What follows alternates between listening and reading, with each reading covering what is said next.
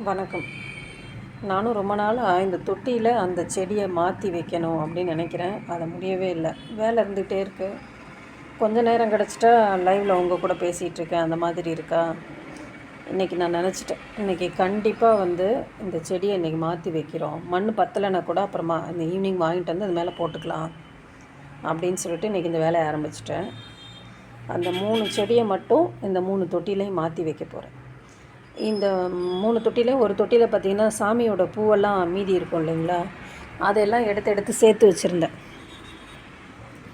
அந்த சாமி பூ எல்லாத்தையுமே எடுத்து அதில் போட்டிருப்பேன். துளசி அதெல்லாம் மக்கிட்டே இருக்குது. அதோடு அப்படியே எடுத்து இறக்கிட போகிறேன். கொஞ்சமாக அதுக்கப்புறம் மேலே மண் கிடச்சதுன்னா எடுத்து போட்டுக்கலான் இருக்கேன். ஏன்னா ரொம்ப நாளாக நானும் நினைக்கிறேன், அதை செய்யவே மாட்டேங்கிறேன். இன்றைக்கி தான் செய்ய போகிறேன்.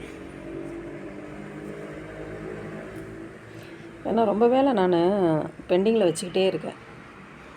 சரி, ஓகே, செய்துட்டு அதுக்கப்புறமும் வீடியோ உங்கள் கூட ஷேர் பண்ணிக்கிறேன். ஏன்னா காலையில் லைவ் வரலையா, அது அப்படியே ஒரு சின்ன வீடியோவாக உங்கள் கூட ஷேர் பண்ணிக்கலான்ட்டு தான் இப்போ பண்ணுறேன். செடியெல்லாம் மாற்றி அதில் வச்சுட்டு அதுக்கப்புறம் என்ன பண்ணுறேன், அதுக்கப்புறமும் ஒரு vlog வேணால் உங்கள் கூட ஷேர் பண்ணிக்கிறேன். Okay, thank you and good morning. Have a great day to all.